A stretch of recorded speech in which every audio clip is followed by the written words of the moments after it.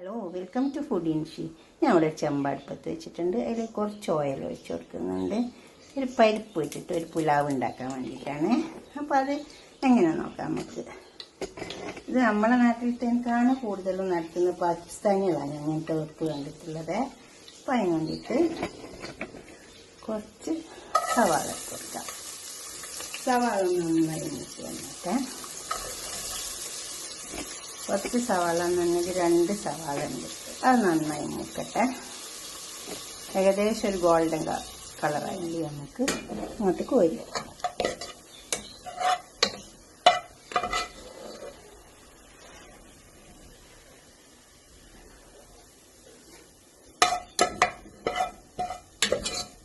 ഇത് ഇതിൽ നിന്നിട്ട് പൊരിച്ചെടുക്കണമെന്നൊന്നുമില്ല. വേറൊരു പാത്രത്തിലിട്ട് പൊരിച്ചെടുത്താലും മതി കേട്ടോ. പിന്നെ ഞാൻ ഒരു പാത്രത്തിൽ നിന്നിട്ട് ഉണ്ടാക്കാൻ വിചാരിച്ചിട്ട് ഒന്നിലോട്ട് പൊരിച്ചു. അതുകൊണ്ട് ഇതിൽ ചേർക്കാനൊന്നുമില്ല, ഒന്ന് ഗാർണിഷ് ചെയ്യാൻ വേണ്ടി മാത്രം. നമുക്കിതിലേക്ക് കുറച്ച് സവാള ഇട്ട് കൊടുക്കാം.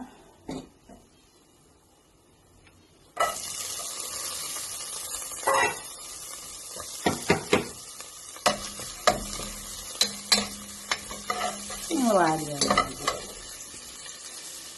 കുറച്ച് പട്ട, ചെറിയ കഷ്ണം പട്ട, ഒരു ബേ ലീഫ്, അതുപോലെ തന്നെ കുറച്ച് ഏലക്കായ്, കുറച്ച് കറാമ്പ്, കുറച്ച്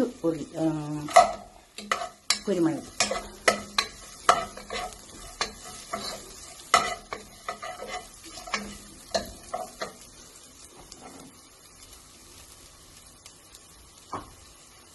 പിന്നെ അതൊരുവിധം വാടി വരുന്നുണ്ട്.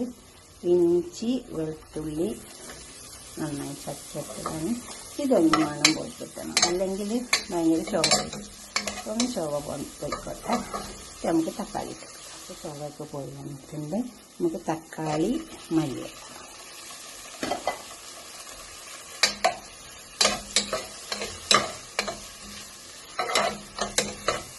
ഇത് 2 വലിയ തക്കാളി ഉണ്ട്. തക്കാളി ഒന്ന് നന്നായി വെന്ത് വരണം. കുറച്ച് ഉപ്പിട്ട് വെക്കാം.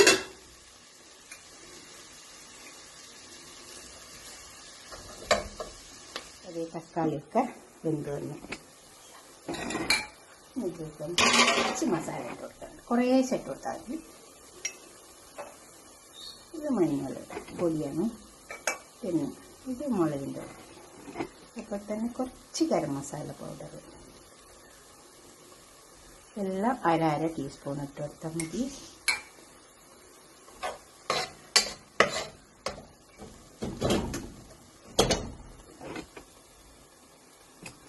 നമുക്ക് കഴുകി വെച്ച പരിപ്പ് ഇട്ട് കൊടുക്കാം. ഇത് ഞാൻ വെള്ളത്തിലിട്ട് കുതിർത്ത് വെച്ചതാണ്.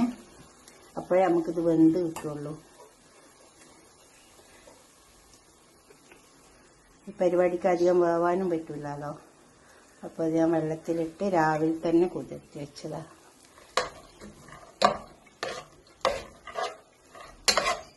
ഒരു 3-4 മണിക്കൂർ വെള്ളത്തിയിട്ടാൽ തന്നെ അത് നന്നായി കുതിർന്ന് വരും.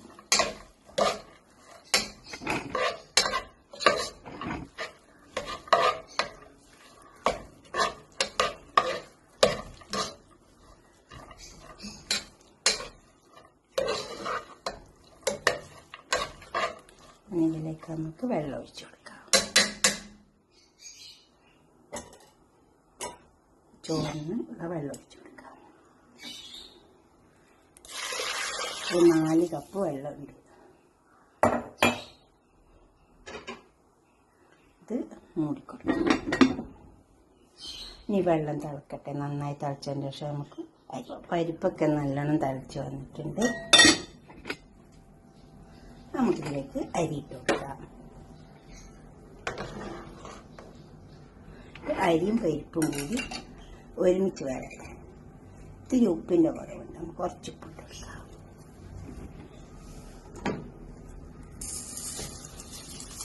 ഇത് കുതിർത്തിയിട്ടൊന്നുമില്ല കേട്ടോ.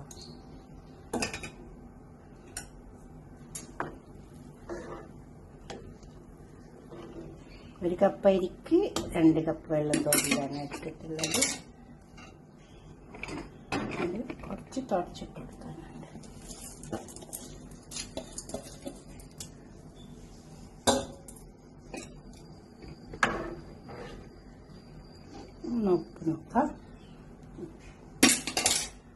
കുറച്ചുകൂടെ ഒപ്പിനിക്കുന്നുണ്ട്. നമുക്കിത് മൂടി കൊടുക്കാം. അവിടെ നന്നായി വരട്ടെ. ഇതിൻ്റെ ആവി പുറത്ത് പോകാണ്ടിരിക്കാൻ വേണ്ടിയിട്ട് നമുക്ക് ഒരു ടവൽ ഇതിൻ്റെ മേലെ വെച്ച് കൊടുക്കാം. എന്നിട്ട് അങ്ങനെ മൂടി കൊടുക്കാം. അപ്പോൾ ഇതിൻ്റെ ആവി പുറത്തേക്ക് പോകാണ്ട് പരിപ്പുള്ളതാണ്. അപ്പോൾ നന്നായി വന്ന് കിട്ടും. വേറട്ടെ, ചോറ് തുറന്ന് നോക്കാം. ഈ തുണി ഇങ്ങനെ വെക്കണേ, ഇതേപോലെ മേലോട്ടേക്ക് മടക്കി വെക്കണം. തീരെ അടുപ്പിൻ്റെ അടുത്തേക്ക് ആവരുത്. ഇങ്ങനെ വെക്കാം. തുണി വെക്കണം നിർബന്ധമൊന്നുമില്ല. ഞാൻ കാറ്റ് ഇതിൻ്റെ മറ്റേ ഇത് പുറത്ത് പോകണ്ട വെച്ചിട്ട് ഇങ്ങനെ വെച്ചേ ഉള്ളൂ. നന്നായി വെന്ത് വന്നിട്ടുണ്ട്. ഇപ്പോൾ പരിപ്പും ചോറും ഒക്കെ വെന്ത് വന്നിട്ടുണ്ട്. വെള്ളമൊക്കെ കണക്കാക്കി ഒഴിച്ചു കൊടുക്കുക. പരിപ്പൊന്ന് വെള്ളത്തിലിട്ട് കുതിർത്തിയെടുത്താൽ മതി. അപ്പോൾ ഈ അരിൻ്റെ ഒപ്പം തന്നെ അതും ഒന്ന് വെന്തോളും. കാറ്റൊന്നും പോകാണ്ട് നന്നായി വെന്ത് വന്നിട്ടുണ്ട്. നല്ല ചൂടുണ്ട്. ഇതേപോലെ നന്നായി വെന്ത് വന്നിട്ടുണ്ട്. ഇനി ഇത് നമുക്കൊരു പാത്രത്തിലേക്ക് സെർവ് ചെയ്യാം. ഇതുപോലൊക്കെ ഒന്ന് ഉണ്ടാക്കി വെക്കട്ടെ. പരിപ്പൊക്കെ ഇട്ടിട്ട് ചോറ് എപ്പോഴും കോയും മീനൊക്കെ അല്ലേ വെക്കുക. ഇതൊന്നും ഇങ്ങനെ ഒന്ന് വെച്ച് വയ്ക്കുക. ഇത് അടങ്ങിട്ട് ഒരു പാത്രത്തിലേക്ക് സെർവ് ചെയ്യുക. അതിന് മുമ്പ് നമുക്ക് കുറച്ച് ഇതിന്ന് ഗാർണിഷ് ചെയ്ത് കൊടുക്കാം.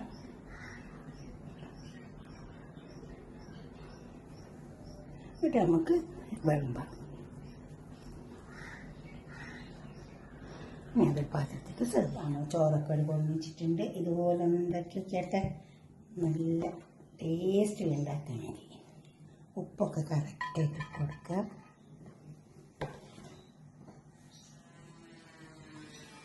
പരിപ്പും ചോറും എല്ലാം ഒരേപോലെ വെന്ത് വന്നിട്ടുണ്ട്. നിങ്ങൾ ഉണ്ടാക്കിയിട്ട് നിങ്ങളുടെ അഭിപ്രായം നിർദ്ദേശമൊക്കെ ഒന്ന് കമൻറ്റ് ബോക്സിൽ അറിയിച്ചാട്ടെ. ലൈക്ക് ചെയ്യണം, അപ്പോൾ തന്നെ ഷെയർ ചെയ്യും വേണം. സബ്സ്ക്രൈബ് ചെയ്യാത്തവരൊക്കെ ചെയ്യുന്നതാണ്. ഉണ്ടാക്കി വെക്കുക. ഇഷ്ടമാവും ലൈക്ക് ചെയ്യുക. അടുത്തൊരു വീഡിയോ നമുക്ക് പിന്നെ കാണാം. ബൈ. കുറച്ച് പച്ചമുളകാണ്. Okay, by.